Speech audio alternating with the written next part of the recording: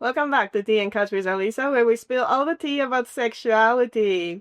Today, on the couch, we have Reeli and Marko. Welcome back. Hello. Hello. Nice to have you. Yeah, good to be back. Yes, thank you for coming back. Please introduce yourself again and what we are going to talk about today. My name is Marko, and we talk mostly about the Shibari, and I've been practicing Shibari about 5 years and teaching with Reeli about 3. Yeah, I'm Reeli, and I'm doing Shibari for 10 years and teaching for 3 years, and I think I'm going to do it more. Yes. So today... That's the secret. Yes. So today we're going to talk about kink as a healing. And I want to ask your first experience of discovering your emotion or overcoming the insecurity with your own kink. Well, my personal experience was when the very first experience that I just discovered that it was intensifying stuff. And then when we started to do courses, retreats, especially retreats because they are kind of private, kind of take longer time to land into. Well, first, anyway, I don't know how it healed or what it does, but I actually cried a lot when untied, you just feel kind of overwhelmed and stuff comes out and you just do it. You have no idea why. Yeah. Then it's oof, and it's done. So it was beautiful. But what I discovered about myself, there are these responses or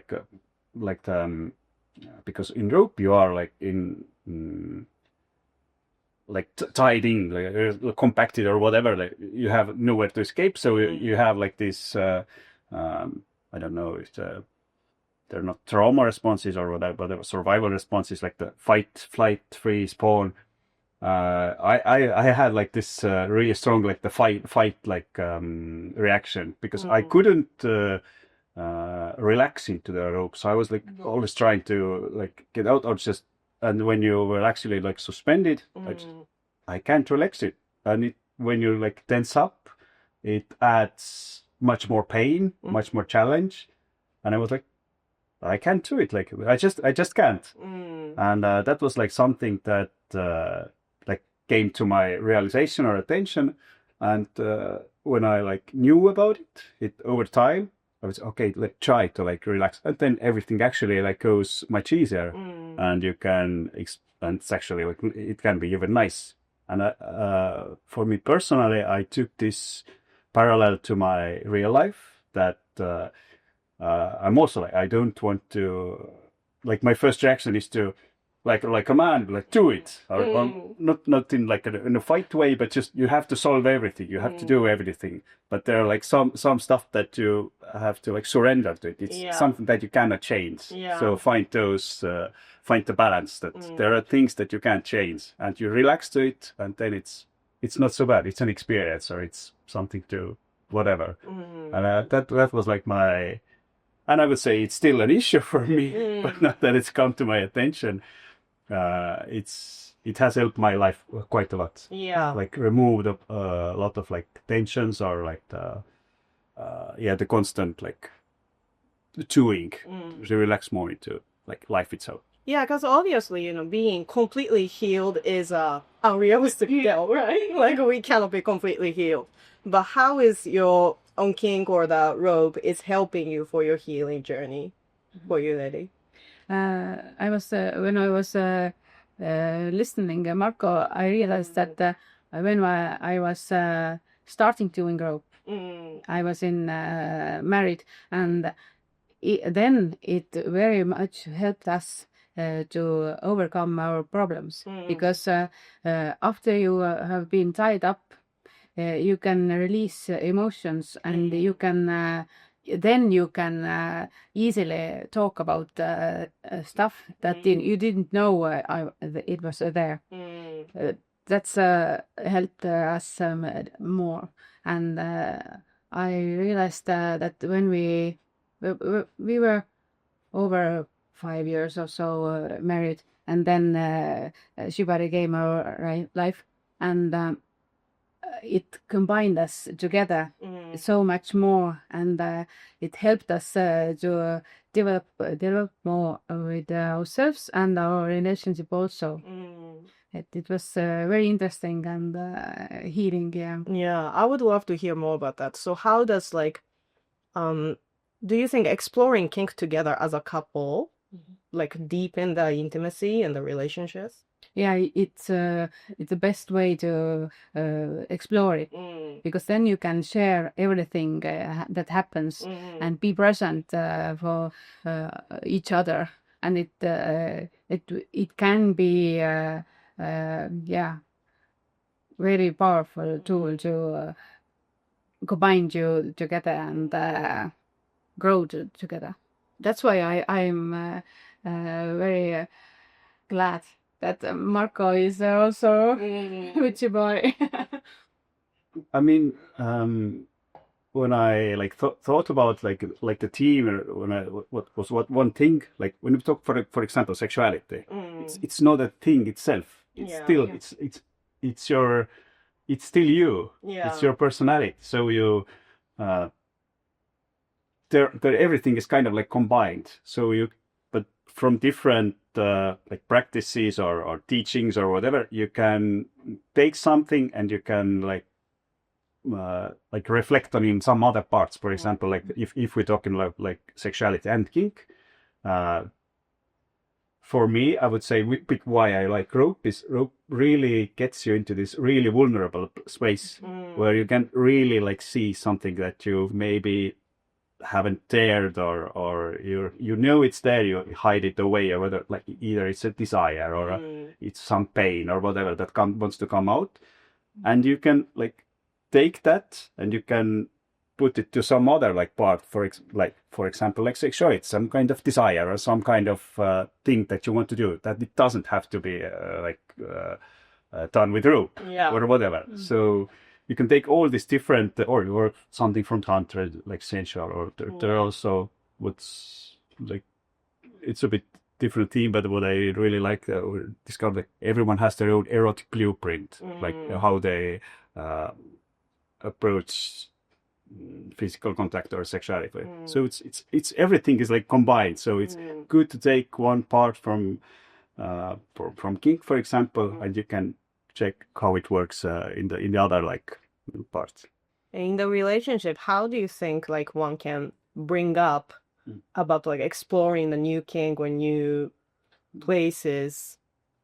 Because sometimes can be only one person thinking about it and the other one doesn't have any idea, right? Was it like that with your ex-husband?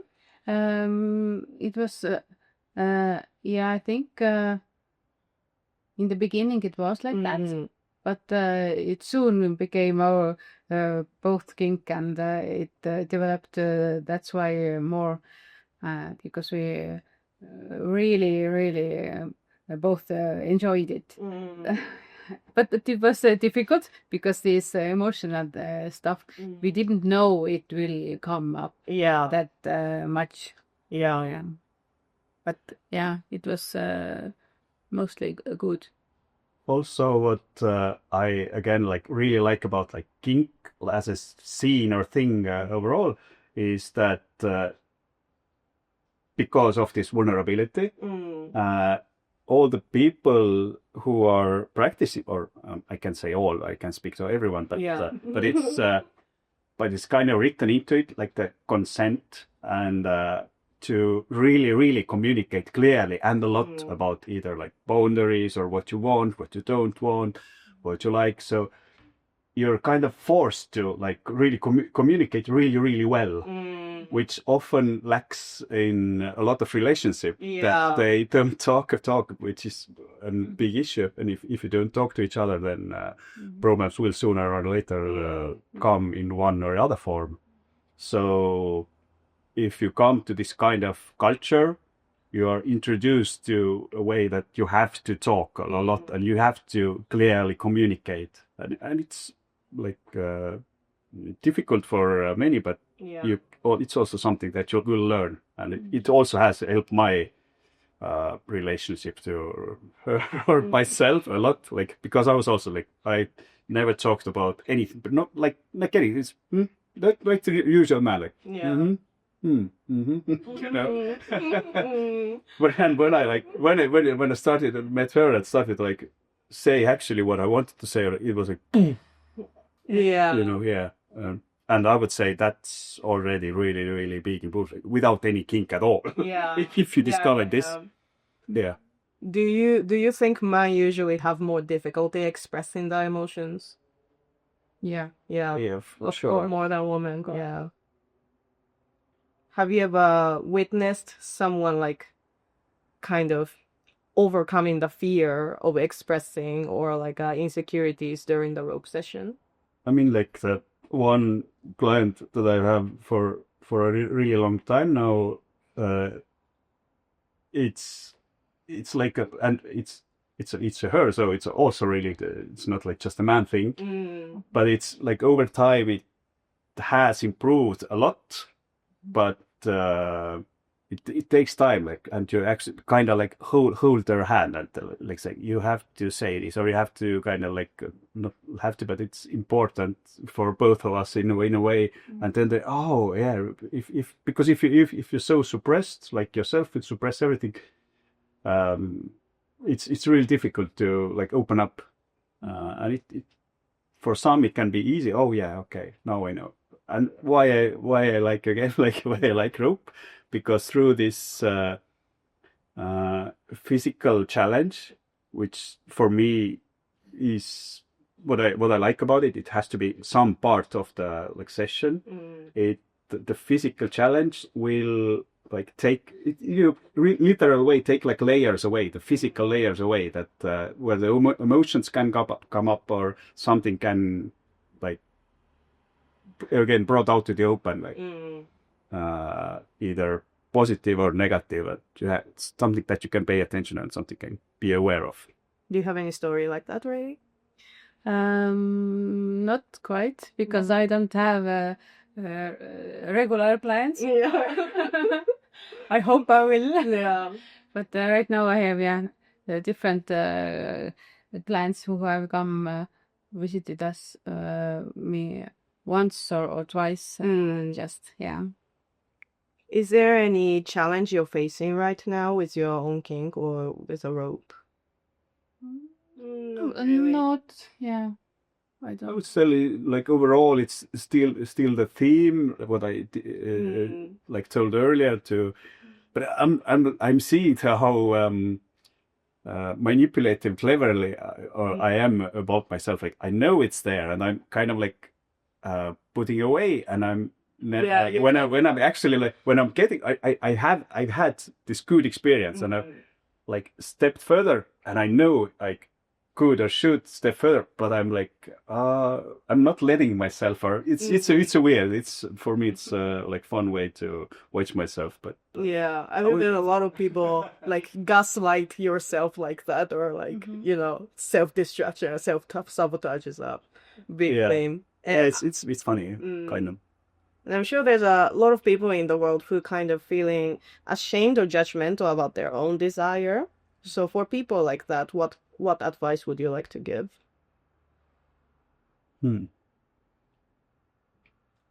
I mean, again, what they talk a lot in tantra teachings, at least, that you can, everything is like a self development or self exploration tools or practices. I would say all the whatever kink, tantra, yoga, whatever.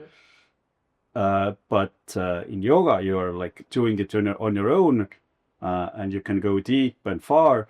But in like these coupled practices, let's say, where you have another person to reflect back to you, you can go so much faster, and you can like get really triggered easily a lot, and that always helps. Like so, try, but there has to manage those. You have to have some person, either it's your partner or some like a session, whatever, or a good friend, where you feel safe. So safety is always the main net where to land to back to, or to open up or be in this vulnerable space, and to let those judgmental stuff come out where you really like, because if you're alone it's difficult to like let them go, but if there's another person, and it's okay to let it go, it's okay, and then you really feel it, then you can like let it go, and then you can not be either judgmental or be less or find something new or so safety. So to find a safe space. Yeah. And you can find this safe space also in some retreats, some small retreats. I was thinking about my first this kind of retreat where I went alone. It was named Play Party for a whole weekend. So I was so afraid to go there. Yeah, of course. Also, I knew who was doing this, but still, I was so afraid. But it came out so deep and so good and so powerful for me that, it started that I wanted to go every this kind of event because it was so safe to be there. Yeah. And I'm sure a lot of people comes to your session or the course feeling very nervous and tensed up. And how do you kind of crack them open and like warm them up and like let them know that this is a safe space? Like what kind of tools do you use for that? Sometimes you don't have to use much, just gently touch and peaceful music, and and then it develops, and I can see with her breathing. Is he safe or not? And then I can move along, and it came out so. I mean, well, again, like personal experience, if you're yourself grounded and you're really like peaceful, then the other person will feel it, and they will like, again, when we talk about safety, then okay, it's safe. Even if you don't allow anything, but you feel already safe at least. That's okay. And when we're talking about courses, like we act like regular normal people, and like our demos are also often like something that people really get inspired, or how it can be beautiful or different things that they just kind of relax to it, and then oh yeah, cool. And if you take the anxiety away, it melts, then everything else can happen.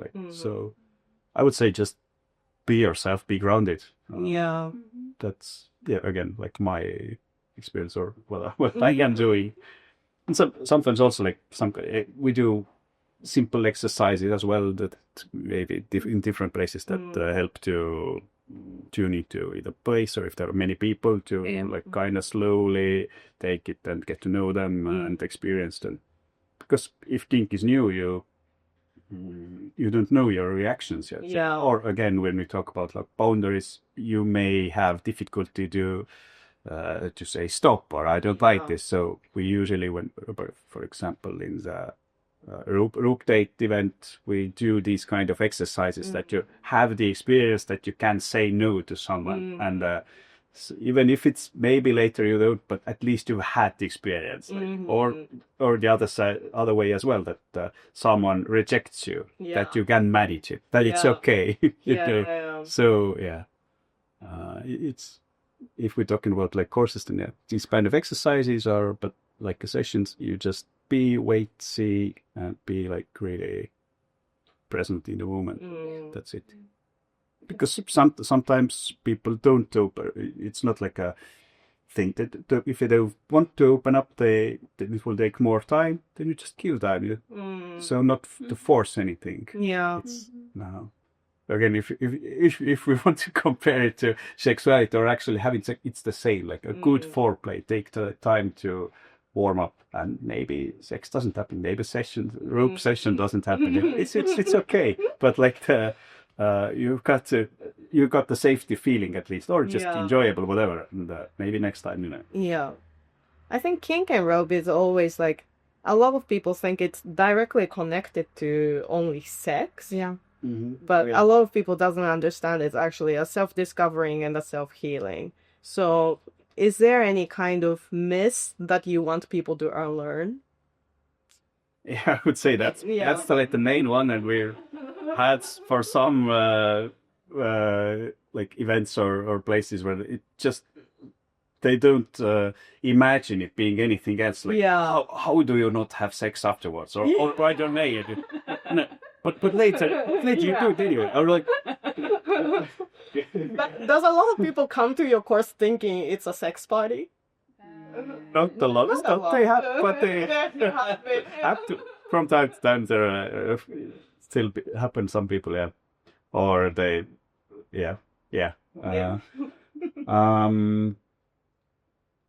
Again, if I'm talking personally, it's for me. It's actually not so much sexual, because if I want to have sex, I have sex. I don't need ropes for that.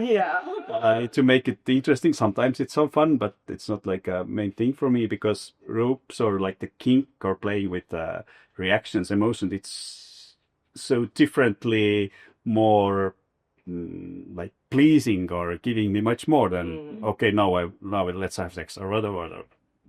It's not interesting for me. I'm in a different mind space usually, though it's something that I got like inspiration or from the in the summer we went to this Shibari camp, and there was like this sensuality or eroticism in ropes, and this softness and stuff, which is really also like interesting. It's not so much but my thing, but it's something that I'm exploring in a way, so it's also fun. But what other myths? Oh yeah, for example, that it's kind of it's the same like about like the sexuality, that it has to be like a man and woman, and the man ties up a woman, or so. It can be anything. It's about like the energy or the dynamics, like what do you crave? Because often, and that was actually my first, well, not first, but experience as well, that when I'm talking about this like the fight mode or not relaxing into it, because for me to relax into ropes, for me safety is that the person is like they can hold me, and that the ropes have to be really strong as well, that the ropes hold me, because if I feel that I can come out or I'm not like constricted enough, I can't relax into them, because I know I can do whatever and just out of the ropes, and it's not something where I can relax to. And sometimes a man tying up, they are like can do it better, because they use more force, and the energy is also different. So it's something that you can relax into it more easily. So it can be in any form of or combination or groups or whatever. But I mean, I totally agree with what you were saying. Like, a lot of people tend to put everything in the box and labeling it, and like, but life is not black and white, you know? Like, everything is gray. It can be like man doing usually a feminine stuff, and woman can do a masculine stuff, but just the balance of it, right? Yeah, that's why I like also to be tight and tie. Yeah, it depends on my mood or what I'm feeling right now, what I want right now. Yeah, to explore like both dynamics or energies about yourself, it gives more possibilities. Well, thank you so much, you guys. So this is a question I asked to all of the guests in the end. What is a tea you want to spill to your younger self about kink? Just do it.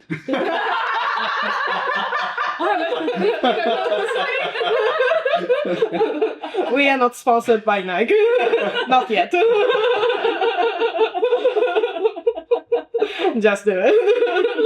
Yes. Yeah, I agree. Like, if you're thinking about it, just do it. Yeah.